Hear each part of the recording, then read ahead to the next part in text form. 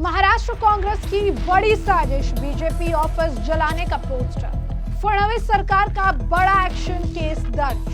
BJP ने लगाया देश में दंगा भड़काने की कोशिश का आरोप। नमस्कार, मैं अजय मिश्रा, स्वागत है आप सभी का हमारे चैनल। महाराष्ट्र प्रदेश कांग्रेस के आधिकारिक सोशल मीडिया हैंडल एक्स पे किए गए विवादित पोस्ट को लेकर अब मरीन लाइन पुलिस थाने में एफआईआर दर्ज की गई है। भारतीय जनता पार्टी के प्रदेश प्रवक्ता एडवोकेट अनिकेत निकम ने शिकायत दर्ज कराई है, जिसमें कांग्रेस पर दंगे भड़काने की कोशिश और सार्वजनिक शांति भंग करने का गंभीर आरोप लगाया गया है। मामला 28 सितंबर को महाराष्ट्र कांग्रेस के आधिकारिक एक्स हैंडल में किए गए पोस्ट से जुड़ा है। इस पोस्ट में लिखा गया था कि भाजपा ने जनता का अदब नहीं देखना चाहिए, नहीं तो ले में जनरेशन जी ने भाजपा कार्यालय में आग लगाई, वैसे ही स्थिति पूरे देश में बनेगी। शिकायतकर्ता का आरोप है कि ये पोस्ट न केवल भ्रामक है बल्कि हिंसा को बढ़ावा दे रहा है और समाज में तनाव फैलाने का प्रयास है। पोस्ट में ले में हुए हिंसक घटना, जिसमें भाजपा कार्यालय जलाया गया था और 4 लोगों की जान गई थी, उसका हवाला देकर देश भर में वैसी ही स्थिति बनाने की धमकी दी गई थी। एडवोकेट अनिकेत निकम ने पुलिस आयुक्त के पास भारतीय न्याय संहिता यानी BNS 2023 की धारा 192 के तहत शिकायत दर्ज कराई है। धारा मुख्य रूप से दंगा करने या दंगा को उकसाने से संबंधित है। निकम ने पहले भी यह पोस्ट हटाने की चेतावनी दी थी, लेकिन पोस्ट नहीं हटाए जाने के बाद उन्होंने कानूनी कार्रवाई की है। जानकारी के अनुसार एफआईआर भारतीय दंड संहिता की धारा 192, 353(1) एंड 353(2) के तहत दर्ज की गई है। ये धाराएं उकसावे में दंगे भड़काने, सार्वजनिक शांति भंग करने से संबंधित है। शिकायत में कहा गया है कि कांग्रेस के आधिकारिक हैंडल से साझा किए गए पोस्ट में विभिन्न विरोध प्रदर्शन और भाजपा कार्यालयों में आग लगाने जैसी घटनाओं की तस्वीर दिखाई गई थी, जिससे हिंसा और अशांति को बढ़ावा मिल सकता है। पुलिस ने मामले की जांच शुरू कर दी है और अज्ञात आरोपियों की पहचान करने के प्रयास किए जा रहे हैं। एफआईआर दर्ज होने के बाद सोशल मीडिया प्लेटफॉर्म से संबंधित पोस्ट की सत्यता और उसके प्रभाव की भी जांच की जा रही है। अधिकारी यह सुनिश्चित कर रहे हैं कि किसी भी प्रकार की अशांति या कानून का उल्लंघन सार्वजनिक तरीके पर न हो। भाजपा की ओर से यह मामला राज्य सोशल मीडिया समन्वयक प्रकाश गांडे की शिकायत के आधार पर भी दर्ज किया गया। शिकायत में प्रधानमंत्री नरेंद्र मोदी, केंद्रीय गृह मंत्री अमित शाह और भाजपा से जुड़े संगठनों के खिलाफ झूठा प्रचार करने का भी आरोप लगाया गया है। शिकायत दर्ज कराते समय भाजपा महाराष्ट्र सोशल मीडिया प्रमुख प्रकाश गांडे, भाजपा मुंबई सचिव महेश पारकर, उत्तर प्रदेश मुंबई जिला अध्यक्ष वीरेंद्र महात्रे और अन्य नेता उपस्थित थे।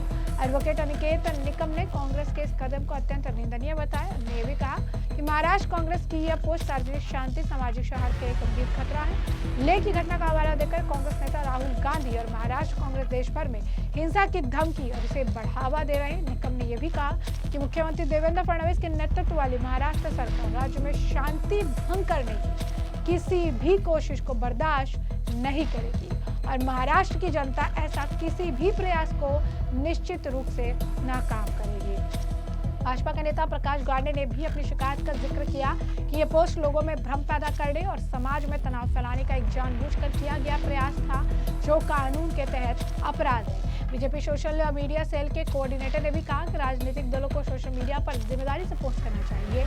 ऐसा पोस्ट केवल लोगों को भड़काने और तनाव पैदा करने के उद्देश्य से किया गया है। पुलिस कार्रवाई की सराहना करते हुए उन्होंने कहा कि कानून को हाथ में लेने के बजाय उचित प्रक्रिया के तहत मामला दर्ज करना चाहिए। इस घटना के बाद सोशल मीडिया पर राजनीति गर्म हो गई है। कुछ लोगों ने कांग्रेस के इस पोस्ट की आलोचना की है, तो वहीं कुछ ने इसे अभिव्यक्ति की स्वतंत्रता के तहत देखा है। इस मामले को लेकर बीजेपी के नेता आरपी सिंह का बयान सामने आ रहा है। जरा सुनिए क्या कुछ कहना है आरपी सिंह का। कांग्रेस का असली चेहरा अब सामने आ गया।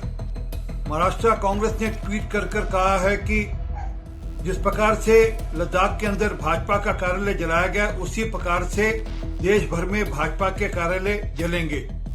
स्पष्ट है कि उनकी मंशा क्या है। और लद्दाख के अंदर भी कांग्रेस के नेताओं ने एक दिन पहले प्रेस कॉन्फ्रेंस कर कहा था कि हम भाजपा का कार्यालय जलाएंगे और जो सी सीआरपीएफ हमको रोकना चाहे रोक ले। ये राहुल गांधी का एजेंडा है। ये एजेंडा जवाहरलाल नेहरू ने लागू कर देश का बंटवारा किया और देश को जलाया और देश का बंटवारा किया। यही एजेंडा लागू कर राजीव गांधी चुनाव जीते। दिल्ली के अंदर कोई 3000 से अधिक सिखों का नरसंहार किया और फिर चुनाव जीते। और उसी एजेंडा को राहुल गांधी फॉलो करना चाहते हैं।